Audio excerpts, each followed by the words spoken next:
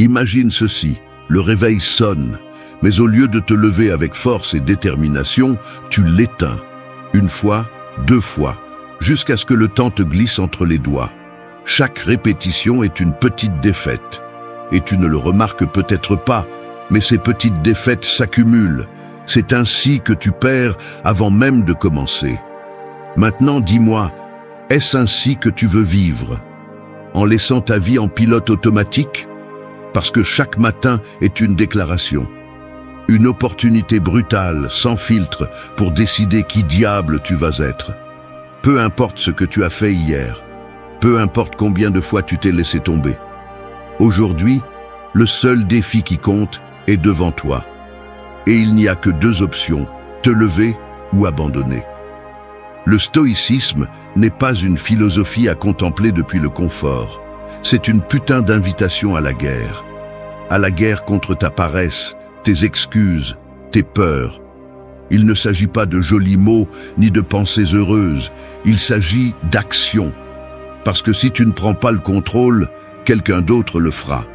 Et crois-moi, le monde est plein de personnes et de circonstances prêtes à décider pour toi. Mais cela n'a pas à être ton histoire. Aujourd'hui, je vais te montrer 9 leçons stoïciennes pour te sortir de la médiocrité. 9 principes qui, si tu les appliques, vont briser une fois pour toutes ce cycle d'inertie et de faiblesse. Ce ne sera pas facile, il n'y aura pas de raccourci, mais je te promets une chose, ça en vaudra la peine. 1. Réveille-toi comme si ta vie en dépendait. Chaque matin est un champ de bataille. Ton ennemi ne porte pas d'armure, il ne crie pas de menace. Il est silencieux, trompeur. Son nom est confort. Il t'enveloppe dans des draps chauds et te murmure à l'oreille que 5 minutes de plus ne feront pas la différence. Mais c'est le premier mensonge de la journée. Et si tu l'acceptes, tu as déjà perdu.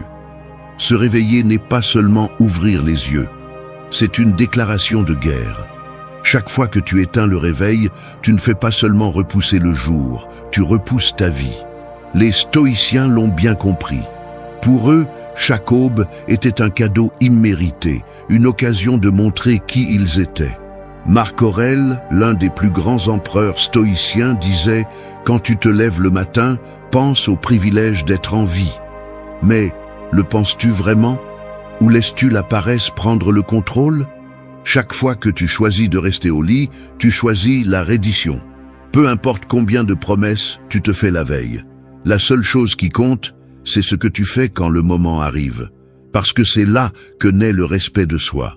Se réveiller comme si ta vie en dépendait signifie comprendre que le temps est la seule ressource que tu ne récupéreras jamais. Et le plus dur dans tout ça, c'est que tu ne sais pas combien il t'en reste. Personne ne le sait. Chaque fois que tu décides de repousser, tu te voles toi-même. Pense à ça. Veux-tu vraiment être ton propre voleur? Les stoïciens pratiquaient la premeditatio malorum, un exercice brutal dans lequel ils imaginaient le pire. Non pas par pessimisme, mais pour être prêt. Demande-toi, et si aujourd'hui était le dernier jour que tu as? Si tu le savais, resterais-tu au lit? Ou te lèverais-tu avec la fureur de celui qui ne compte pas gaspiller une seconde? Épictète disait, ce n'est pas ce qui t'arrive qui te définit, mais comment tu y réponds. Et ta première réponse à la journée est ton réveil. Tu n'as pas besoin d'inspiration, tu as besoin de décision. La motivation est fragile, la décision est inébranlable. Il y aura des jours où chaque muscle te demandera de renoncer. C'est là que tu décides qui tu es. Lève-toi comme celui qui fait face à l'inévitable, parce que l'inévitable arrivera. L'inconfort, la fatigue, les problèmes, tout cela va apparaître. Mais quand tu te réveilles avec intention, quelque chose change. Tu deviens imbattable. Non pas parce que les obstacles disparaissent, mais parce que tu cesses d'être quelqu'un qui fuit. Fais-en un putain de rituel. Ne fais pas que ouvrir les yeux. Lève-toi avec force. Respire. Sens ton corps. Et rappelle-toi, aujourd'hui est une opportunité que tu ne mérites pas mais que tu as. Ne la gaspille pas. Réveille-toi comme si ta vie en dépendait. Parce que, en réalité, c'est le cas. 2. Brise le cycle de la procrastination. Procrastiner, c'est comme être enchaîné à une chaise dans une pièce sans fenêtre. Tu ne le sens pas au début. C'est confortable, familier. Mais à chaque excuse, les chaînes se resserrent. Je le ferai demain. Je me lèverai plus tard. Je commencerai après. Et ainsi passent les jours, les mois, les années. Quand tu t'en rends compte, la chaise n'est plus seulement un siège, c'est ta prison. Les stoïciens l'avaient bien compris. Le temps est la seule chose que tu possèdes vraiment, et le gaspiller est le pire crime que tu peux commettre contre toi-même. Sénèque disait que nous ne vivons pas une vie courte, mais que nous la rendons courte en la gaspillant. Et il n'y a pas de façon plus insidieuse de gaspiller la vie qu'en cédant au cycle de la procrastination. Chaque fois que tu dis « plus tard », tu ne fais pas seulement repousser une tâche, tu repousses ta croissance, ta discipline, ta propre identité. Le pire, c'est que la procrastination ne se fait pas annoncer. Elle ne frappe pas à la porte. Elle se glisse simplement, déguisée en repos mérité ou en juste 5 minutes de plus. Mais ne te trompe pas. C'est un ennemi silencieux qui vole ta vie sans que tu t'en rendes compte. Et il le fait parce que tu lui donnes la permission. Parce qu'accepter une excuse aujourd'hui ouvre la voie à l'accepter demain. Les stoïciens faisaient face à cela avec une brutalité honnête. Épictète disait « N'explique pas ta philosophie, vis-la ». La procrastination meurt à l'instant où tu décides de faire ce que tu as dit que tu ferais. Parce que l'action, pas les intentions, est ce qui définit qui tu es. Et quand l'esprit te tente de repousser, c'est là que tu dois bouger le plus. Fais-le sans négocier avec toi-même. Ne laisse pas le temps au doute. La clé est de comprendre que la pensée de « je n'ai pas envie » n'est pas une vérité absolue. Ce n'est qu'un sentiment passager, un écho du confort qui essaie de te maintenir sur cette chaise. Mais tu n'es pas tes pensées. Tu es ce que tu fais avec elles. Quand l'alarme sonne et que ton esprit te murmure que 5 minutes de plus ne font pas de mal, souviens-toi de ceci. Chaque fois que tu cèdes, tu renforces l'habitude de capituler. Chaque fois que tu agis, tu renforces l'habitude de gagner. Le choix est à toi. Et non, il ne s'agit pas d'attendre de te sentir motivé. La motivation est comme une flamme faible, mais la discipline est un feu qui ne s'éteint pas. Les stoïciens ne faisaient pas confiance à leurs émotions, ils faisaient confiance à leurs principes. Aujourd'hui, chaque fois que tu ressens la tentation de procrastiner, fais le contraire. Lève-toi, bouge. Réponds à la journée par une action immédiate. N'attends pas que tout soit parfait, ça ne le sera pas. Mais ce que tu peux rendre parfait, c'est ta décision d'agir. Et avec chaque action, tu brises les chaînes, une à une, jusqu'à ce que la chaise cesse d'être ta prison et ne devienne rien de plus qu'un souvenir. 3. Fais en sorte que ton matin ait un but. Se réveiller sans but est comme sortir en mer sans boussole. Tu flottes, tu avances un peu, mais tu n'as aucune idée de où tu vas. Tu te laisses porter par le courant et tu laisses le jour te mener comme il le souhaite. Et c'est exactement ce que fait la majorité. Ils se réveillent parce qu'il le faut, pas parce qu'ils le veulent. Ils commencent la journée comme une corvée, comme s'ils étaient condamnés à vivre en pilote automatique. Mais si chaque matin n'a pas de raison, alors pourquoi se lever? C'est ici que tu te distingues. Parce qu'il n'y a rien de plus puissant que quelqu'un qui ouvre les yeux en sachant exactement pourquoi il le fait. Et je ne parle pas d'une liste de choses à faire ou de tâches sans âme. Je parle d'un véritable but, quelque chose qui brûle en toi. Quelque chose qui fait que sortir du lit n'est pas une obligation, mais une décision. Chaque fois que tu te réveilles sans clarté, tu cèdes le contrôle à tout ce qui se présente. Le bruit extérieur, les messages, les soucis des autres. Tout devient prioritaire parce que tu n'as pas la tienne claire. Et cela te rend vulnérable. Mais quand tu sais pourquoi tu te lèves, rien ni personne ne peut te prendre ce pouvoir. Ton but devient ton bouclier. Tu n'as pas à résoudre le sens de ton existence chaque matin, mais tu peux définir quelque chose qui donne une direction à ta journée. Demande-toi, qu'est-ce que je veux construire aujourd'hui? Quelle version de moi vais-je renforcer? Cela peut être quelque chose de grand ou de petit, peu importe. Ce qui compte, c'est que tu le fasses avec intention. Parce que lorsque tu te lèves avec un but, même les tâches les plus simples prennent du sens. Il ne s'agit plus seulement de remplir, il s'agit d'avancer. Et dans cette avancée, tu te prouves à toi-même de quoi tu es fait. Le doute perd de sa force, l'inertie s'évapore, parce que quand tu as un pourquoi, tu trouves le comment. Mais cela ne se produit pas par accident.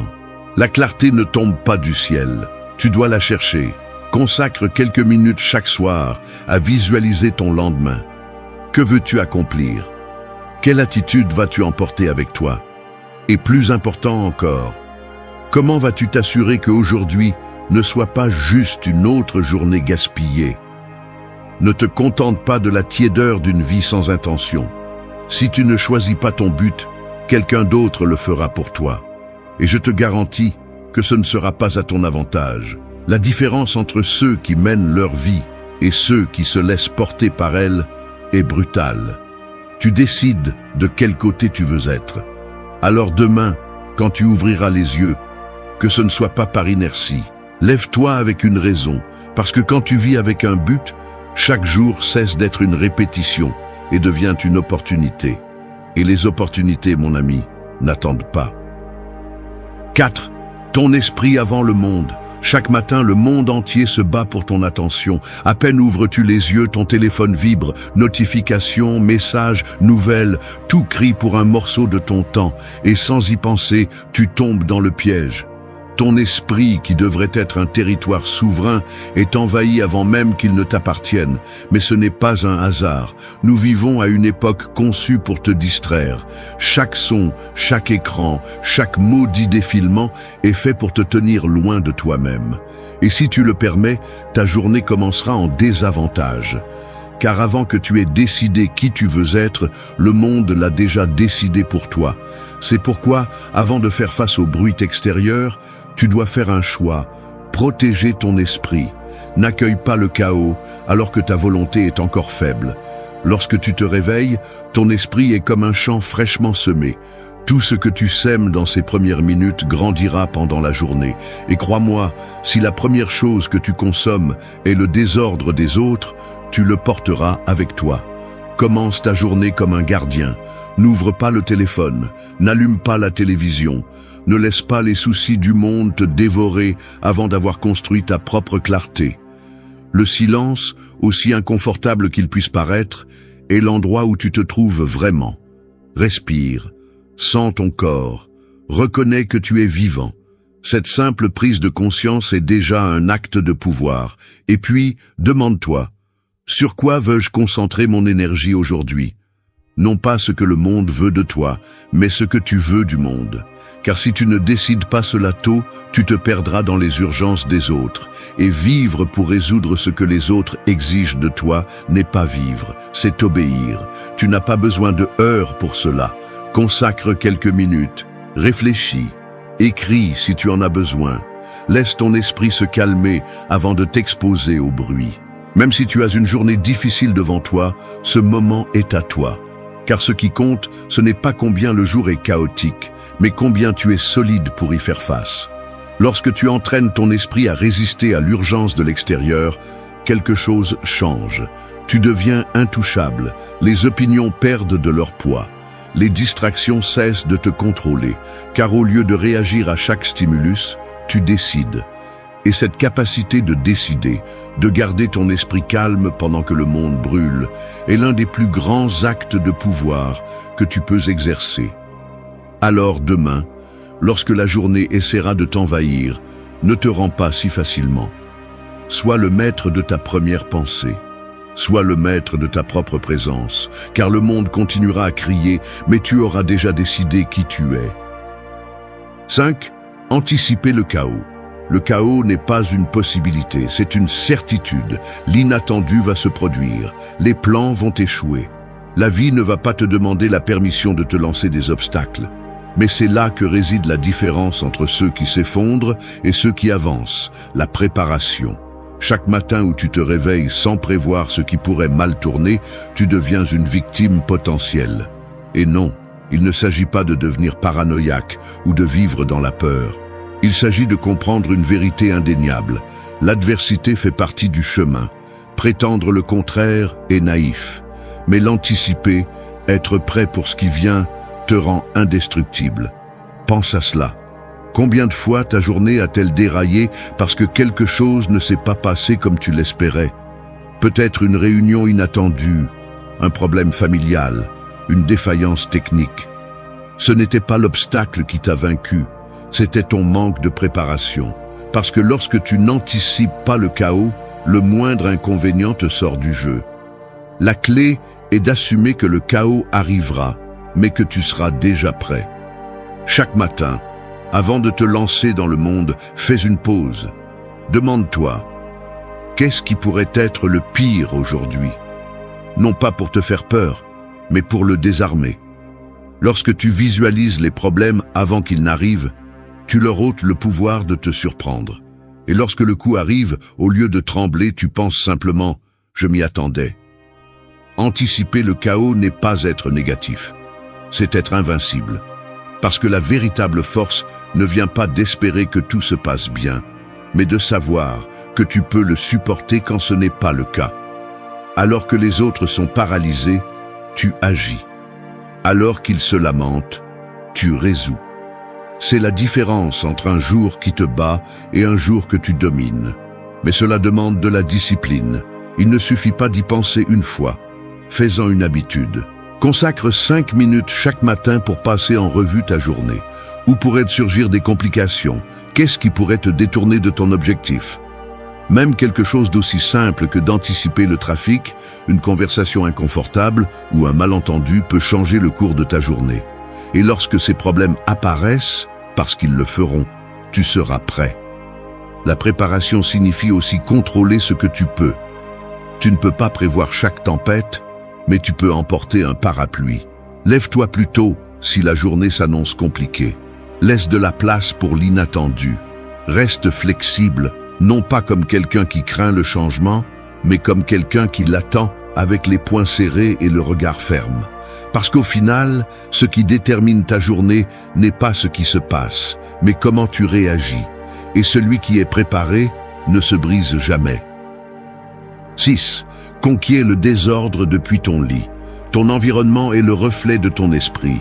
Tu regardes autour de toi et ce que tu vois te crie une vérité inconfortable. Le désordre extérieur n'existe que parce que tu l'as permis.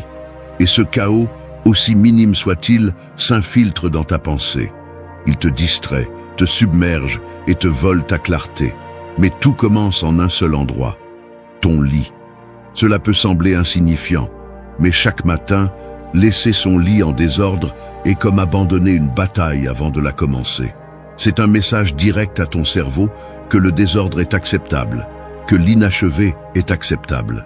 Et si tu tolères ce niveau minimal de chaos, qu'est-ce qui t'empêche de faire la même chose pour le reste de la journée? Quand tu fais ton lit, ce n'est pas seulement une tâche ménagère, c'est un acte de contrôle. C'est prendre le commandement dès le premier moment de la journée.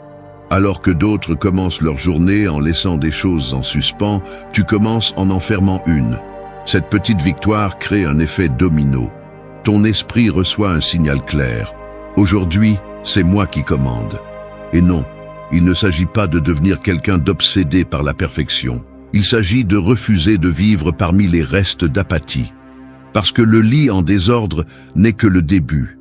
Combien d'autres espaces de ta vie reflètent le même manque de décision? La table pleine de papier, les vêtements accumulés sur la chaise, les assiettes qui ne sont jamais lavées. Chacun de ces désordres est un rappel silencieux de ce que tu laisses en suspens. C'est un poids que tu portes sans t'en rendre compte. Mais lorsque tu commences ta journée en conquérant le désordre, quelque chose change. Peu importe à quel point cela peut sembler petit, ce qui compte, c'est ce que cela représente. Dans cet acte de plier les draps et d'arranger les oreillers, tu te rappelles à toi-même que tu as le contrôle, que tu décides à quoi ressemble ton espace et, par extension, à quoi ressemble ta vie. De plus, cela t'enlève une excuse, parce que lorsque la journée se termine et que la fatigue tente de te renverser, la dernière chose que tu verras sera un espace en ordre. Un petit refuge de discipline dans un monde chaotique. Et cela compte, parce que ce que tu vois façonne ce que tu ressens. Le désordre alimente le chaos mental, mais l'ordre renforce la tranquillité. Si tu ne peux pas maîtriser quelque chose d'aussi simple que ton propre lit, comment espères-tu affronter les défis plus grands qui t'attendent là-bas? La réponse est évidente. C'est pourquoi, chaque matin, alors que d'autres laissent le désordre derrière eux, tu choisis de l'affronter. Parce que celui qui triomphe dans les petites choses construit la force pour triompher dans les grandes. 7. Réveillez-vous à l'intérieur. Se réveiller ne consiste pas seulement à ouvrir les yeux. Il y a des gens qui sont debout, qui marchent, qui parlent, mais qui dorment encore. Ils vivent en mode automatique, répétant des routines sans rien remettre en question, comme si chaque jour était une simple répétition du précédent. Ils respirent, mais ils ne vivent pas. Quand vous vous réveillez à l'intérieur, tout change. Ce n'est pas le monde qui se transforme, c'est vous. Vous cessez d'être un spectateur et vous devenez le protagoniste. Vous ne traversez plus la journée en attendant qu'elle passe. Vous l'affrontez, vous la façonnez, vous la revendiquez comme la vôtre. Mais se réveiller à l'intérieur ne se produit pas par accident. Personne ne va frapper à votre porte pour vous donner de la clarté. C'est vous qui devez le provoquer. Et la première étape est de vous poser des questions qui dérangent. Qu'est-ce que je fais de ma vie ? Pourquoi fais-je ce que je fais? Est-ce que j'avance ou est-ce que je survis simplement? La plupart des gens évitent ces questions parce qu'elles font mal, parce que les réponses ne sont pas toujours agréables. Mais savez-vous ce qui est pire? Vivre sans les poser. Chaque matin, avant de faire face au bruit extérieur, consacrez du temps à votre propre réveil intérieur. Ne laissez pas les soucis du monde vous emporter avant d'avoir mis de l'ordre dans votre esprit. Vous pensez peut-être que vous n'avez pas le temps, mais la vérité est que vous l'avez. Vous le donnez simplement sans vous en rendre compte.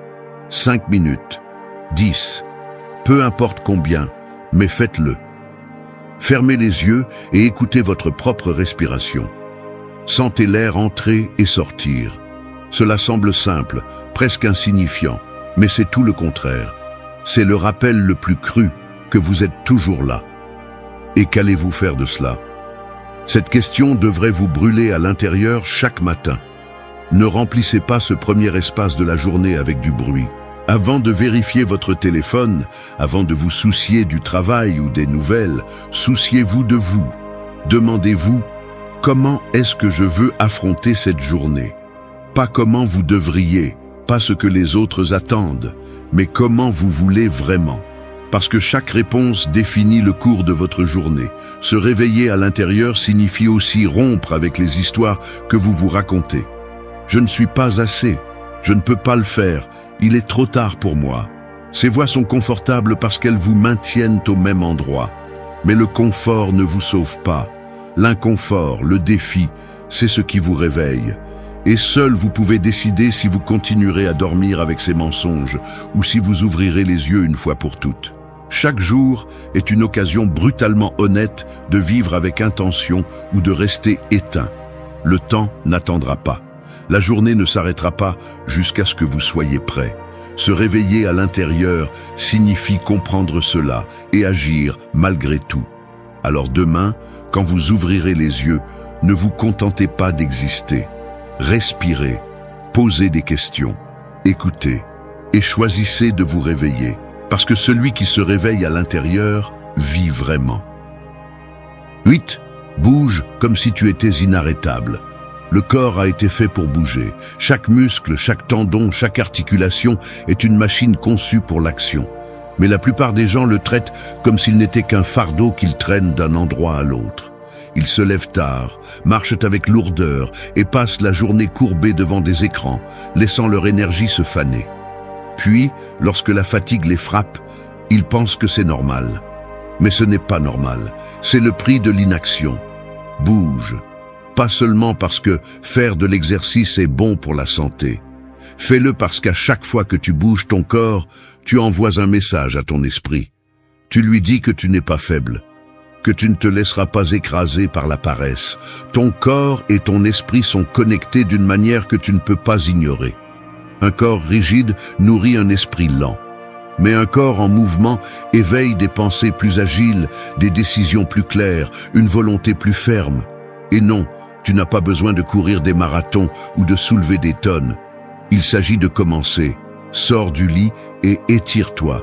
Sens chaque muscle se réveiller. Écoute ton corps. Lève-toi avec force, pas avec résignation. Tu as mal? Parfait. La douleur n'est pas ton ennemi. C'est la preuve que tu es vivant. Quand tu bouges comme si tu étais inarrêtable, tu te reprogrammes. Tu cesses d'être quelqu'un qui se plaint de la fatigue et tu deviens quelqu'un qui la défie. Parce que chaque goutte de sueur est un rappel de ta capacité. Chaque répétition, chaque pas, chaque battement de cœur accéléré est une déclaration que ton corps ne te contrôle pas.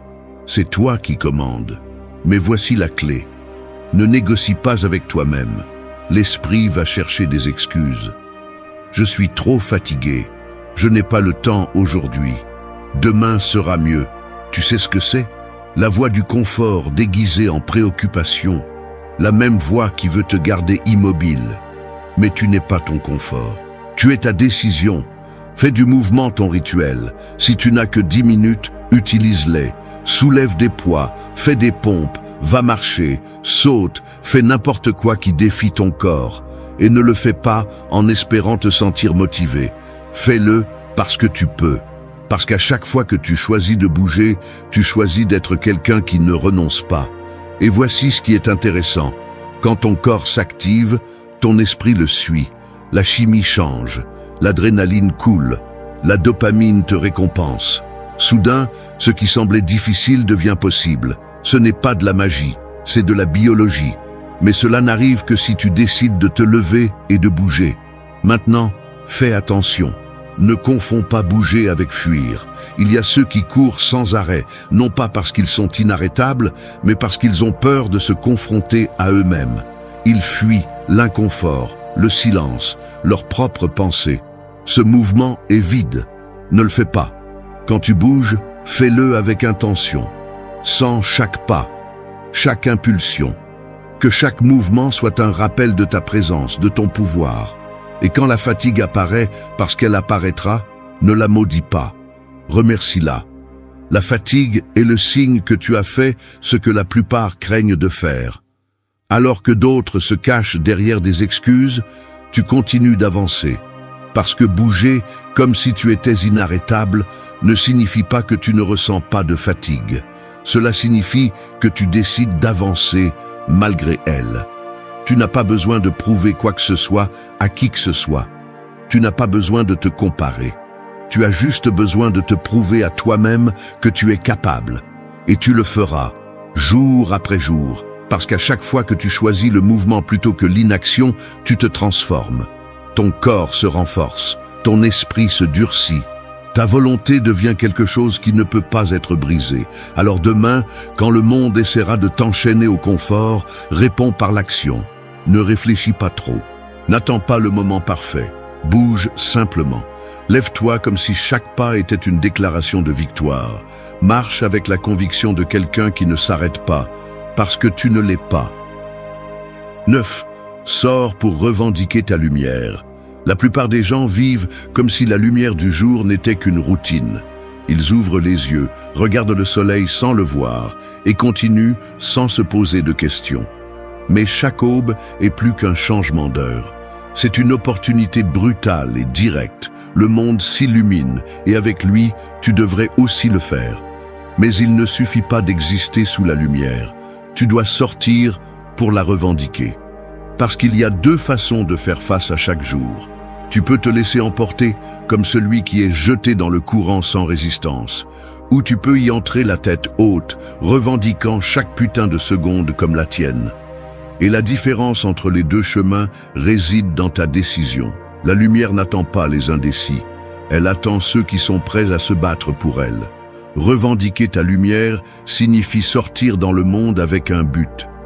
Pas comme un spectateur, mais comme quelqu'un qui comprend que ce jour ne se répétera pas. Chaque rayon de soleil qui touche ta peau est un rappel que tu es toujours là. Et si tu es toujours là, tu as une responsabilité. Pas seulement respirer, pas seulement exister, mais vivre. Mais vivre vraiment exige que tu affrontes ce que les autres évitent. Cela signifie prendre des décisions, décider ce que tu veux, décider qui tu es. Et plus encore, décider qui tu ne vas pas être. Parce qu'à chaque fois que tu cèdes ta lumière, chaque fois que tu laisses l'opinion des autres ou la peur dicter ta direction, tu t'éteins un peu plus, jusqu'au jour où tu te réveilles et tu ne te reconnais même plus. Ne laisse pas cela t'arriver. Sors et revendique ce qui est à toi. La vie ne te donnera rien simplement parce que tu le désires, mais elle te donnera tout si tu l'exiges avec action. Et l'exiger ne signifie pas frapper aux portes et demander des opportunités. Cela signifie devenir l'opportunité. Faire tellement de bruit avec ton effort et ta conviction que le monde n'aura d'autre choix que de t'écouter. Peu importe la taille de ton objectif aujourd'hui, il peut s'agir d'affronter une conversation difficile, de prendre une décision que tu as reportée ou simplement de te lever avec la détermination de ne pas céder à la paresse. Chacun de ces actes est un pas vers ta lumière. Et si tu trébuches, si le jour te frappe, relève-toi. Parce que même la chute fait partie du processus. La seule véritable défaite est de ne pas se relever. Tu dois aussi comprendre quelque chose. La lumière n'est pas toujours douce. Il y a des jours où elle brûle, où chaque pas semble être une lutte sans sens. Mais c'est là que ton véritable caractère est mesuré. Es-tu de ceux qui se cachent dans l'ombre, ou es-tu de ceux qui avancent même lorsque le soleil brûle? Parce que revendiquer ta lumière ne signifie pas sourire à chaque obstacle. C'est les affronter avec les dents serrées et la conviction intacte. Et n'attends pas d'applaudissements. Tout le monde ne comprendra pas pourquoi tu te bats. Certains préféreront que tu restes dans l'obscurité, parce que ta lumière dérange ceux qui ne sont pas prêts à allumer la leur. Mais ce n'est pas ton problème. Ta tâche n'est pas de faire en sorte que les autres approuvent ton chemin. Ta tâche est de le parcourir, avec ou sans compagnie, avec ou sans validation. Rappelle-toi cela chaque matin. Le jour où tu ne revendiques pas ta lumière est un jour que tu ne revivras jamais. Personne ne la gardera pour toi. Personne ne te la rendra. C'est maintenant ou jamais. Et peu importe combien d'erreurs tu as commises, combien de jours tu as gaspillé, tant que tu respires, l'opportunité reste la tienne. Alors quand tu sors de chez toi, fais-le comme si chaque pas était une déclaration. Regarde le soleil, non pas comme quelque chose qui existe simplement, mais comme quelque chose qui te défie de vivre à sa hauteur. Parce que la lumière n'appartient pas à ceux qui la regardent avec peur. Elle appartient à ceux qui osent la revendiquer. Aujourd'hui n'est pas un jour ordinaire. Aujourd'hui est le jour où tu décides. La médiocrité ou la croissance. La résignation ou l'action. L'obscurité ou la lumière. Et peu importe combien de fois tu as mal choisi dans le passé. Ce qui compte, c'est ce que tu vas faire maintenant. Merci d'être resté jusqu'à la fin de la vidéo. Si vous avez tout vu, commentez « Je suis stoïcien » comme notre signe secret, indiquant que vous êtes un véritable apprenant du stoïcisme. N'oubliez pas de vous abonner et de liker la vidéo si elle vous a plu. Rendez-vous dans la prochaine vidéo et rappelez-vous, continuez à cultiver votre esprit stoïque.